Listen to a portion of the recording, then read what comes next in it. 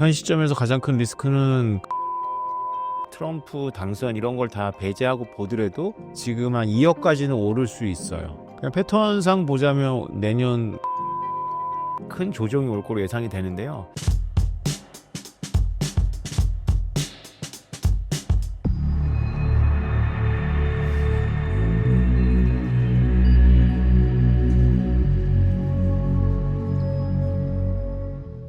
네, 안녕하세요.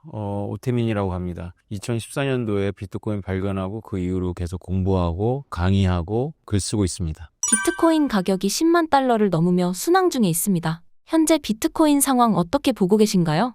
네, 원래 비트코인 반감기 이후 12월이나 1월부터는 오르는 그런 추세인데요. 트럼프 대통령 당선 이후로 가파르게 올라서 10만 달러 터치를 했습니다. 10만 달러라는 게 굉장히 중요한 기준점이기 때문에 한 번 돌파했다고 해서 이게 영구적으로 돌파했다라고 말하기 좀 어렵고요. 왔다 갔다 할 겁니다. 어제 저녁도 연준의 매파적인 발언 때문에 바로 떨어졌고요. 10만 달러 민망까지 내려왔다 다시 올라가고 있는데요. 이런 일이 계속 앞으로 계속될 거다 이렇게 생각하시면 됩니다.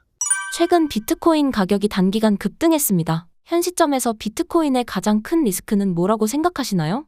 현 시점에서 가장 큰 리스크는 급격한 조정입니다. 많은 사람들이 비트코인을 저처럼 이제 오랫동안 하지 않으면 비트코인이 주목을 받을 때 들어올 가능성이 높고요. 그러다 보면 이제 굉장히 낙관적인 전망들만 보게 될 가능성이 높아요. 비트코인은 사실 부정적인 소식이 있었을 때도 가격을 유지했던 것만큼 아무리 낙관적인 소식이 있다고 해가지고 무조건 오르진 않습니다. 왜냐하면 비트코인은 15년 된 자산인데 여러분들보다 훨씬 더 싼 가격에 비트코인을 잡은 사람들이 있어요. 그 사람들은 비트코인을 팔아야 됩니다. 그런 매도 물량이 대기하고 있다고 생각하시면 돼요. 그래서 크게 오르면 언제든지 크게 떨어질 수 있다라는 생각을 하시고 크게 오르면 무조건 좋아할 게 아니고 조금 기다리셔야 됩니다. 왜냐하면 크게 오르면 어제와 같이 진입을 할 때 따라서 진입하면 손해를 벌써 보고 시작하는 거거든요. 10% 정도? 기회가 와요. 크게 오르면 조정을 해서 살 수 있는 기회가 옵니다. 근데 그런 걸 절제력을 갖고 지켜보고 낚시하듯이 이렇게 잡아채기가 굉장히 어렵죠. 저 같아도 10년 전에 저의 모습을 보는 건 같은데요. 오를 때 사게 돼요. 떨어지면 멀리하게 되고. 비트코인 가격은 사이클을 따른다는 말이 있습니다. 4차 반감기 이후 현재 가격이 과거의 사이클을 따라가고 있나요? 분석하기에 따라 다른데요. 지금 비트코인이 4년 전하고 또 많이 달라요. 굉장히 덩치가 커졌고 금을 포함한 자산 순위에서 6위 7을 하고 있기 때문에 단순한 비교는 어렵지만 그래도 대충 추세를 따라가고 있어요. 지금 4월 반감기 이후에 10월까지 오히려 가격이 떨어졌거든요. 그러다가 11월 들어서 갑자기 올랐는데 이 정도 올라요. 원래 반감기 패턴상. 그래서 트럼프 당선 이런 걸 다 배제하고 보더라도 지금 한 2억까지는 오를 수 있어요. 과거의 패턴을 그냥 단순히 투영하면. 과거 반감기에 따르면 언제 상승장이 끝날 때인가요? 그냥 패턴상 보자면 내년 9월에서 10월 혹은 빠르면 7월 사이에 큰 조정이 올 거로 예상이 되는데요. 이게 늘 같지 않아요, 패턴이. 그래서 봉우리가 한 번 있었던 적도 있고요. 2017년이 대표적이었고 2021년만 해도 봉우리가 두 개였거든요. 한 번 또 떨어졌다가 또 다시 회복했다가 이제 본격적으로 떨어졌거든요. 그래서 봉우리가 하나가 될지 봉우리가 두 개가 될지는 상황에 따라 많이 다르겠죠. 지금 비트코인 투자하는 것에 대해 어떻게 생각하시나요?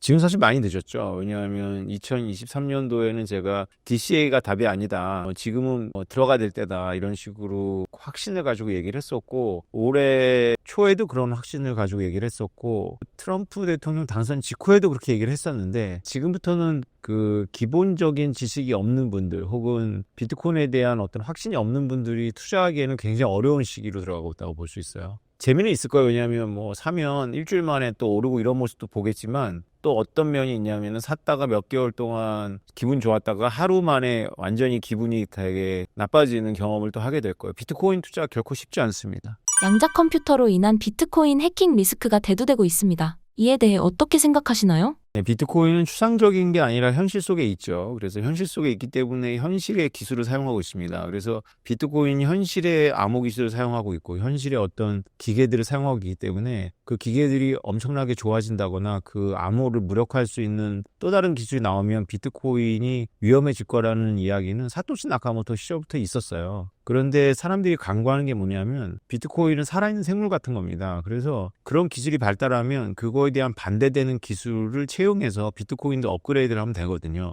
비트코인은 업그레이드가 힘들다라는 생각을 하죠. 왜냐하면 비트코인이 중앙화되어 있는 회사가 아니니까. 그렇다고 해서 비트코인이 업그레이드를 못하는 것도 아닙니다. 그러니까 콘센서스가 이루어지면 할 수 있거든요. 근데 자산에 대한 굉장히 커다란 충격이 올 게 뻔히 보이는데 그걸 업그레이드 안 하려고 하는 사람은 거의 없을 거라고 보는 거죠. 그래서 이 양자 컴퓨터만이 아니라 암호 기술에 대한 뭐 새로운 솔루션이 나온다거나 했을 때 어떻게 할 거냐라는 질문이 계속 사토시 나카모토 때부터 있었고요. 특히 양자 컴퓨터에 대한 질문은 2011년도로 거슬러 올라가요. 그래서 그때부터 본격적으로 논의가 되어 있어서 늘 항상 결론은 같습니다. 그런데 지금 양자 컴퓨터 논의를 좀 풀어보자면 양자 컴퓨터가 비트코인의 암호화 시스템을 뚫느냐 안 뚫느냐에 대해서 안 뚫는다, 못 뚫는다는 쪽이 좀 우세해요. 왜냐하면 지금의 양자 컴퓨터는 굉장히 초보적인 상태에 있고 단지 물리적으로 계산을 해봐도 지금의 양자 컴퓨터 가지고는 못 뚫고요. 양자 컴퓨터는 굉장히 운영과 관리가 어렵습니다. 그러니까 초전도 상태를 유지해야 되기 때문에 거대한 건물이 하나의 냉장고가 돼야 돼요. 그래서 어마어마한 그런 비용을 깔고 앉아 있는 데다가 발전 속도가 사람들이 생각하는 것만큼 굉장히 빠르지가 않아요. 왜냐하면 보통 사람들은 양자 컴퓨터가 뭐 우리 PC처럼 한번 나오면 계속 업그레이드되면서 계속 발전할 걸 예상하는데 그렇게 상업적으로 성공을 해서 그 자원을 가지고 재투입해갖고 업그레이드할 가능성이 별로 없고요. 계속 그 커다란 자본이 당장은 판매 효과가 없더라도 계속 투입을 해야 되는 거죠. 그래서 발전 속도가 생각보다 빠르지 않을 가능성도 높고요. 만약에 빠르게 낙관적으로 전망하더라도 지금 비트코인이 쓰고 있는 암호 시스템을 풀어갖고 비밀키를 복원한다거나 하려면 최소 10년에서 최대 20년, 30년까지 기다려야 된다는 그런 주장이 있습니다. 이것들은 이제 과학자들 사이의 논쟁이기 때문에 저는 여러분들한테 소개를 할 뿐이고요. 설사 양자 컴퓨터가 5년 정도 지나가지고 비트코인의 암호 체계를 뚫는다 하더라도 비트코인은 그 암호 체계를 바꾸면 그만이에요. 그래서 그 부분에 대해서는 끊임없이 문제가 제기가 됐기 때문에 여러분들 한 가지만 생각하면 돼요. 비트코인을 옹호하는 저 같은 사람들이 양자 컴퓨터가 발전될 걸 생각하지 못하고 그냥 바보처럼 시한부적인 거를 주장했다거나 아니면 우리가 그걸 이미 다 고민하지 않았겠냐라는 생각을 해보셔야 되는 거죠. 비트코인이 미래의 국제적인 금융거래의 최후 담보물 될 가능성이 높다고 하셨습니다. 해당 내용에 대해 설명해 주신다면요? 네, 비트코인은 굉장히 중요한 특성을 몇 가지 갖고 있는데요. 가장 중요한 특성이 점유물이라는 특성입니다. 그래서 우리가 사실 큰 돈이 움직일 때는 그것이 점유물 형태로 움직이기가 굉장히 어렵습니다. 그래서 금융기관에 있는 거를 우리가 그냥 내 거라고 간주를 하든가 아니면 담보를 통해서 움직이게 되죠. 근데 비트코인은 그 자체가 움직이는 거예요. 그래서 비트코인 회의론자들은 비트코인 자체가 아무 가치가 없기 때문에 이게 환상이라고 생각을 하지만 일단 그 부분만 넘어가면 돼요. 그러니까 비트코인이 아무런 가치가 없다라는 게 아니라 지금 1억 5천만 원이니까 1억 5천만 원짜리의 가치를 갖고 있다라고 우리가 믿으면 1억 5천만 원짜리 비트코인을 그냥 내가 순식간에 정기적 속도로다가 지구 반대편에 보낼 수 있거든요. 이런 자산은 없어요. 비교 대상 자체가 없습니다. 우리가 금괴 덩어리를 지구 반대편으로 빛의 속도로 보낼 방법이 없잖아요. 우리가 금에 대한 어떤 그런 전자적인 소유권을 보낼 수 있지만 그걸 보장했던 금융회사가 망한다거나 아니면 정부가 동결할 수가 있죠. 근데 비트코인은 제 아무리 미국이라고 하더라도 동결할 수가 없어요. 그냥 보내면 보내지는 겁니다. 그러면 이런 속성 때문에 정말로 어떤 세력이나 어떤 위험도 원하지 않는 거대한 거래에서는 비트코인이 최후의 담보물이 될 가능성이 있죠. 그래서 그거에 기반해가지고 이제 이것이 한번 인식이 전환이 되면 비트코인 기반으로 많은 거래들이 이루어질 가능성이 되게 높습니다. 비트코인을 국제적 금융거래의 담보물로 사용하는 걸 미국이 허용할 것으로 보시나요? 비트코인하고 무관하게 달러는 지금 굉장한 위기를 맞이하고 있어요. 달러는 외우 내란인데요. 외적으로는 중국이 미국의 장기 국채를 사고 있질 않아요. 중국은 여러 가지 이유로 그러게 하겠지만 중국은 미국에 대해서 무역 흑자를 내고 있거든요. 그래서 이 달러 금융 글로벌 시스템이라는 게 기본적으로 미국은 무역 적자를 내고 미국에 대해서 무역 흑자를 내는 나라가 달러 채권을 사줘야 돼요. 그렇지 않으면 이게 모순에 직면하거든요. 그 모순을 트리핀 딜레마라고 합니다. 여러분들이 AI한테 트리핀 딜레마가 뭐냐고 물어보시면 자세한 설명이 나올 거라고 생각이 들고요. 그래서 중국이 2010년 때부터 미국의 채권을 추적하지 않은 게 외우에 해당하고요. 내라는 트럼피즘이라고 하는 트럼프 현상과 관련이 있습니다. 트럼프 현상이라는 게 뭐냐면 아주 쪼리면 무역 적자를 내지 않겠다는 거거든요. 우리 생각에는 미국이 특수한 종에다가 특수한 잉크를 묻혀서 외국에서 만든 귀한 반도체, 자원, 석유, 히토류 그리고 자동차, 철강 다 사오면 될 것 같은데 그 한 나라의 경제하고 한 가게나 기업의 경제하고는 근본적인 수준에서 개념이 달라요. 우리는 한 가게라면 내가 일하지 않고 내가 돈을 가지고 사와서 내가 쓰면 되는 거지만 하나의 국가는 그렇게 했을 경우에 이득도 있지만 손실이 굉장히 크죠. 어떤 손실이 있냐면 일할 수 있는 능력을 상실하겠죠. 왜냐하면 외국에서 전부 일을 하고 그 외국에서 다 사오니까 자기 나라는 더 이상 반도체, 자동차, 철강을 안 만드는 거예요. 근데 자동차, 반도체, 철강은 오늘 당장 안 만들었다가 내일 당장 만들고 이런 게 아니거든요. 꾸준히 만들어야지만 만들 수가 있는 거예요. 근데 이제 그거를 상실한 지 오래되면 그럴 수 있는 능력을 가진 사람이 없는 거죠. 그럼 그럴 수 있는 사람들 중에 일부는 더 고차원적인 산업으로 갈 수 있어요. 금융이라든가 문화산업 혹은 소프트웨어로 가지만 대부분의 그냥 일반적인 사람들은 직업을 잃습니다. 직업을 잃고 그냥 정부가 주는 어떤 복지기금에 의지해 갖고 살아가요. 그러니까 가정이 파탄이 되고 마약 중독자가 생기고 막 하는 거죠. 그렇게 미국이 안으로 썩어 들어가고 있었던 거죠. 중산층이 괴멸 상태에 있었던 겁니다. 그걸 트럼프라는 천재적인 정치가가 언어화시킨 거예요. 그래서 그들이 트럼피즘이라는 걸로 모여서 무려 8년에 걸쳐서 2번이나 대통령에 당선을 시켰거든요.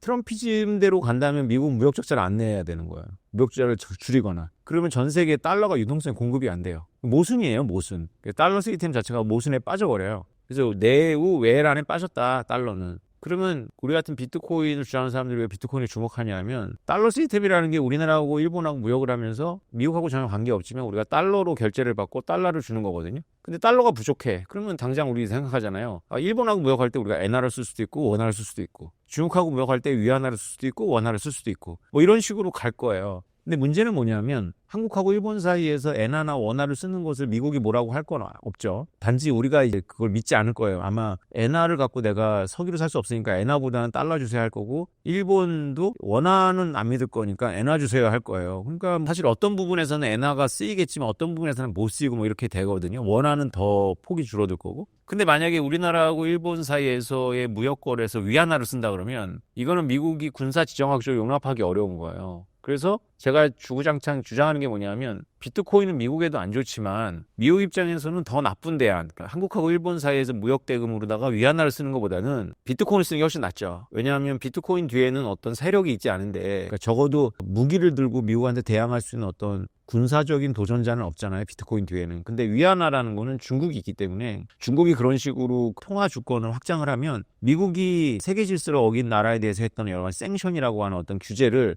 이제 중국이 먹일 수가 있게 되는 거예요. 그럼 미국이 용납할 수가 없거든요. 그래서 미국은 비트코인을 키우는 거죠. 가장 나쁜 대안들 중에 가장 나은 대안이기 때문에 그렇습니다. 그렇다면 미국은 달러를 포기하고 비트코인을 선택하게 되는 걸까요? 미국이 스스로 달러를 포기하진 않죠. 달러는 매우 중요한 특권입니다. 미국 입장에서는. 근데 또 어떤 시스템도 영구적이진 않으니까 달러를 기축을 해갖고 운영되었던 세계 시스템이 미국에 의지하고 무관하게 균열이 생기고 있는 거예요. 그래서 대표적인 균열이 미국 밖에서는 중국이었고 미국 내부에서는 이제 트럼피즘이라는 정치적 운동으로 연결시킨 건데요. 그것만이 원인은 아니에요. 곳곳에서 균열이 있고 그 징후를 우리가 어떻게 알 수 있냐면 달러가 아프다, 환자다라는 걸 우리가 어떻게 알 수 있냐면 열이 나기 때문에 우리가 환자라는 걸 알 수 있잖아요. 그 열이 나는 게 바로 뭐냐면 10년주기로 나타나는 어떤 금융위기라든가 뭔가 국제적인 통화 시스템이 뭔가 어딘가에 빵꾸가 나기 때문에 그런 게 하는 거거든요. 미국의 치솟는 부채라든가 이런 게 다 그 징후예요. 그러니까 이걸 어떻게 할 수가 없어요. 트럼프가 원한다 그래가지고 이거를 하는 거고 원하지 않으면 뭐 해리스 부통령이 됐으면 이게 없었던 문제가 없어지는 게 아니고 그냥 계속 있는 거예요. 왜냐하면 인간이 만든 시스템이기 때문에 한계가 있는 거죠. 그래서 그게 모순에 봉착한 거고 그걸 단지 소프트 랜딩 할 거냐 하드 랜딩 할 거냐라는 어떤 정도의 선택만 있는 건데 그 선택권도 있는지 잘 모르겠어요. 그냥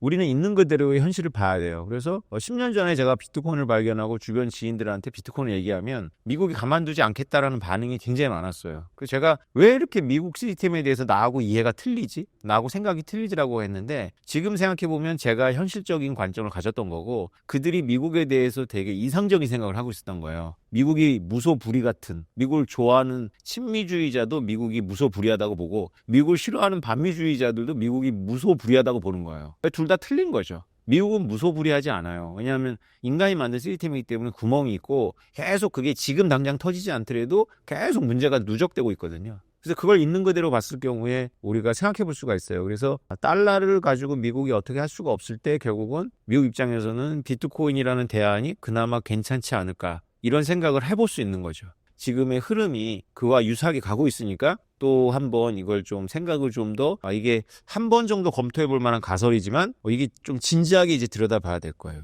미국이 앞으로 무역 흑자를 지속적으로 유지한다면 국제 결제 시스템에 문제가 되지 않을까요? 그거는 별로 걱정 안 하셔도 될 것 같아요. 왜냐하면 미국이 무역 흑자를 낼 가능성은 거의 없어요. 다만 이제 무역 적자를 줄이거나 동결하겠죠. 더 이상 늘리지 못하는 방식으로 하겠죠. 왜냐하면 AI랑 로봇을 이용해서 미국의 고임금을 극복할 수 있는 분야에서부터 빠르게 그 외국에 나갔던 제조업 불러들일 거예요. 특히나 이제 바이든 정부에서도 우리가 봤지만 반도체라든가 이런 것들에 대해서는 전략적이라는 개념을 붙여가지고 설사 그 회사가 미국 회사가 아니더라도 미국에 와서 공장을 지어라 라고 했는데 트럼프 대통령이 한 발 더 나가서 미국에서 공장 짓는 건 니네 마음대로 하고 우리는 보조금 안 줘. 우리는 미국 기업한테만 줄 거야. 우리는 TSMC한테 안 줘. 인텔한테만 줄까? 뭐 이렇게 나가는 거거든요. 정책은 나와봐야 알겠어요. 왜냐하면 트럼프 대통령도 굉장히 현실주의자이기 때문에 그럴 경우에 TSMC가 굳이 미국에다 공장을 짓지 않아도 되죠. 근데 인텔하고 TSMC가 어느 분야에서는 따라올 수 없는 그런 어떤 격차가 있단 말이죠. 그거를 뭐 미국 기업을 통해 갖고 메운다? 이런 거에 대해서 전문가들은 별로 현실성이 없다라고 보고 있어요. 그래서 너무 그렇게 미국이 갑자기 무역 흑자를 볼 거라고 예상은 할 필요가 없는데 관세나 이런 걸로 일단 배치할 수 있는 수입 물품 많이 줄일 거고 그리고 수입선을 되게 다원화할 거예요. 그래서 중국한테 의지하거나 뭐 이랬던 것들이 여러 나라로 흩어지게 하겠죠. 뭐 이런 식으로 이해하시면 될 것 같아요. 이번 비트코인의 강한 상승이 있었던 이유는 트럼프 당선입니다. 트럼프가 친비트코인화된 이유를 뭐로 보시나요? 그 내막은 저도 잘 몰라요. 그냥 추정을 할 뿐인데요. 트럼프 대통령이 지난해 조지아주에서 기소를 당하고 머그샷이라는 걸 찍었어요. 그 굉장히 치욕스러운 사진인데 이분이 워낙에 재밌는 분이다 보니까 그걸 가지고 NFT를 만들었죠. 그러면서 아마 본인도 이 새로운 산업에 눈을 뜨신 것 같아요. 그리고 이제 그 아들들하고 친한 페이팔 출신들, 뭐 일론 머스크, AI 그리고 가상자산 백악관 자문관으로 뽑힌 그런 멤버들, 그다음 부통령 제이드 벤스 이런 무리들이 아들뻘들이거든요. 그 아들뻘들이 뭔가 트럼프한테 레슨을 줬거나 어쨌건 그들과 대화하는 과정에서 트럼프 대통령도 뭐 일리가 있네라고 생각했던 것 같아요. 그래서 제가 관심 있는 거는 부통령 제이드 벤스와 페이팔, 피터 thiel과 일론 머스크가 비트코인이나 가상자산을 가지고 무엇을 할 것인지에 대해서 이들이 어떻게 생각하는지를 저는 관심 있게 보고 있는데 글쎄요, 한번 봐야 알겠지만 제가 보기에는 이 비트코인이 자유주의를 전파하는 수단이라고 보는 것 같아요. 자유주의라는 거는 뭐 우리가 서구의 어떤 그런 도도한 흐름이라고 보기도 해요. 개인의 자유를 최우선으로 하는 가치관이죠. 근데 자유주의는 그 자체가 온전하게 성립될 수 있는 철학체계는 아니에요. 왜냐하면 우리가 무인도에 살지 않고 사회 속에 살기 때문에 그 인간의 개인의 자유를 증진할 수 있는 것은 집단적으로 해야 되거든요. 그러면 누군가는 집단에 헌신을 해야 되는 거죠. 그게 이제 국가인 거죠. 그래서 국가는 우리가 징집을 당하듯이 국가는 개인을 희생시켜서 어떤 가치를 보호하려고 하는데 결국 어떤 가치냐면 개인의 자유란 말이죠. 이게 자유주의의 어떤 그런 맥락이에요. 그래서 우리는 자유가 마치 진짜로 그 미국 헌법에 나오는 것처럼 하늘이 개인한테 자유를 주었다 이렇게 생각하는데 그건 어디까지나 선언적인 거고 현실 국가가 우리하고 투쟁해서 우리의 자유를 가져가면 우리는 자유가 없는 거예요. 그런 나라들 많이 보잖아요. 그죠? 그래서 자유주의라는 건 어떤 그 자유를 보장할 수 있는 어떤 시스템이 있어야 되는데 그 시스템은 집단적으로 만들어야 되는 거죠. 지구 전체적으로 보면 이 시스템을 집단적으로 만들어내는데 미국이 소모되고 있단 말이죠. 미국을 자유의 제국이라고 불러요. 그러니까 자유주의를 전파하는 제국인 거죠. 그 말 자체가 모순이에요. 제국주의라는 게 자체가 남의 나라에게 이래라 저래라 하는 속성을 갖고 있는데 미국은 자유를 전파하려고 남의 나라한테 이래라 저래라 한다는 거죠. 어떻게 보면 모순이지만 또 말이 안 되는 게 아니에요. 왜냐하면 우리가 탈레반에서 받듯이 그냥 내버려두면 각 개별 로컬 정부가 자기 국민들한테 자유를 주는 방향으로 가는 게 아니라 자유를 억압하는 방법으로 가잖아요. 그러니까 미국은 스텔스 폭격기를 가지고 너 자유를 줘! 이렇게 하는 거란 말이죠. 근데 거기에는 비용이 들어갔어요. 지금까지. 달러가 대표적인 건데 그러면서 미국이 병들고 전 세계도 그 미국의 자유주의 확산을 위한 이상주의 외교 정책이 성공적인 게 거의 없어요. 다 실패했거든요. 근데 꼭 그렇게 할 필요가 있느냐. 무역을 하고 하면 점점점 자유가 전파되는 거 아니냐라는 어떤 순진한 발상도 했었어요. 대표적인 게 클린턴 정부 때부터였다고 생각을 하는데 싸우지 말고 무역하자. 그래가지고 중국이 여러 요건이 안 되지만 WTO에 가입을 시켰어요. 왜냐하면 중국이 굉장히 그 폐쇄적이고 집단적인 나라지만 정치도 자유가 없고 근데 우리나라 사람들은 중국이 자유화됐다고 그래가지고 중국이 당이 2개가 있는 줄 아는데 중국은 투표 안 합니다. 그냥 일당 독재예요. 그런 중국도 미국하고 전 세계가 무역을 하다 보면 점점 자유화 될 것이다라는 어떤 그런 생각이 클린턴 정부 때 있었어요. 근데 그게 한 10년 전부터 완전 자신감을 상실한 거죠. 왜냐하면 중국을 봤더니 자유무역을 통해 얻은 돈으로다가 자기네 나라를 통제하는 나라로 만들고 있단 말이죠. 우리 서구의 존재 의의는 자유주의를 확산하는 것이라는 그런 철학이 다들 조금씩 갖고 있어요. 그걸 아주 강하게 믿는 사람은 이상주의자고 그거보다는 뭐 다른 걸 중시하는 게 현실주의자인데 없는 건 아니에요. 그런데 딱 이 사람들이 봤을 때 비트코인이 딱 튀어나온 거란 말이죠. 비트코인 처음에는 되게 부정적으로 보였을 거예요. 왜냐하면 이거 가지고 마약도 하고 그다음에 북한 같은 나라가 이걸 가지고 이용해서 착취도 하고 해킹도 하고 근데 가만 보니까 이 비트코인이 자유의 적들한테 도움이 되기보다는 자유의 친구들한테 도움이 된단 말이죠. 왜냐하면 비트코인은 검열저항성의 속성이 있는데 나이지리아 정부가 비트코인 거래소를 불법화시켰지만 나이지리아 국민들 중에 똑똑한 사람들은 비트코인 열심히 사용해요. 왜냐하면 나이지리아 돈이 나이란데 2024년 한 해 동안 달러 대비 가치가 반토막이 났어요. 그러니까 이 똑똑한 사람들이 나이지리아도 아프리카에서는 꽤 잘 나가거든요. 거기서 외국과 거래하는 사람들이 달러로 받으면 국가가 그 달러를 그냥 전달을 안 해주고 자기 나라 돈으로 바꿔서 전달해 주는데 암시장 환율이 시장 환율인데 암시장 환율로 안 하고 공식 환율로 하니까 엄청 손해를 보는 거죠. 그러니까 이 사람들이 달러를 받고는 일 안 해요. 근데 비트코인 받고는 일 하거든. 비트코인 줘. 그럼 내가 너 컴퓨터 프로그램 짜줄게. 뭐 이런 식으로 하는 거예요. 이런 식으로 아프리카의 똑똑한 사람들이 비트코인을 사용하는 거죠. 또 중동은 여성들이 은행 계좌도 못 만들어요. 왜냐하면 사라이법에 의해 가지고 여성은 독립적인 경제권을 가지면 안 돼요. 그래서 오빠나 남편이나 아빠의 계좌를 통해서 경제활동을 하거든요. 딱 착취받기 딱 좋은 구조잖아요. 자기가 아무리 이래도 다 돈이 남편한테 간다거나 오빠한테 간다거나 아빠한테 가는 거잖아요. 이런 여성들 중에 똑똑한 여성들이 비트코인을 받아요. 왜냐하면 비트코인 은행을 통해서 오지 않으니까 내가 암호만 지키면 아빠도 오빠도 남편도 못 뺏어요. 그러니까 이런 걸 이제 일군의 자유주의자들이 본 거예요. 야, 비트코인 이거 자유를 전파하는데 아주 탁월한데 이런 생각을 할 수 있죠. 그래서 미국이 만약에 비트코인을 활성화시키면 여러 나라에서 곡소리가 날 거예요. 예를 들면 베트남, 아프리카, 캄보디아, 남미 그리고 대표적으로 중국, 북한 이런 데 똑똑한 사람들은 어떤 식으로든지 간에 외국과의 거래에서 비트코인을 사용할 거예요. 그러면 그런 각각의 나라들은 이걸 막고 싶지만 못 막을 거고 결국 그러면서 이제 그 어떤 시스템의 균열이 가겠죠. 그걸 이해하고 있는 것 같아요. 교수님께서 처음으로 트럼프가 비트코인의 진심이다라고 느꼈던 적이 언제인가요? 아직 잘 모르겠어요. 아직도 진심이라는 생각은 확실하게 드진 않아요. 요새 이제 가격이 다 올라가니까 다들 취해서 트럼프가 이제 당선되면 이제 공식적으로 이제 정책을 시작하면 뭔가 비트코인에 대해서 엄청난 뭐 전략 비축이라든가 뭐 이런 걸 막 쏟아낼 거라고 다들 기대를 하고 있는데요. 우리는 그럴 기대를 하면서도 한편으로 의심을 좀 해봐야 돼요. 트럼프는 현실 정치인이에요. 현실 정치인은 늘 표에 움직이죠. 비트코인은 굉장히 까다롭습니다. 가격이 계속 오르지 않고 폭락하기 때문에 트럼프가 지금은 비트코인 가격 오르면 막 축하한다고도 하지만 우리가 이런 상상을 해봐야 돼요. 트럼프 지금은 허니문 기간이기 때문에 트럼프의 적들이 아직 어떤 구심점을 만들지 못했어요. 약체예요 지금. 그러니까 지난번 선거에서 충격을 받고 지금은 이제 우울증에 빠져 있는 거죠. 근데 뭔가 구멍이 나오면 예를 들어서 뭐 경제가 갑자기 안 좋다거나 비트코인 가격이 폭락한다거나 그러면 그걸 구심점으로 해가지고 세력화되거든요. 그러면 트럼프 입장에서는 거리를 둘 수밖에 없어요. 그러니까 정치는 생물이기 때문에 우리가 비트코인이 가는 거는 중장기적으로는 맞는 말이지만 그렇다고 해서 내년에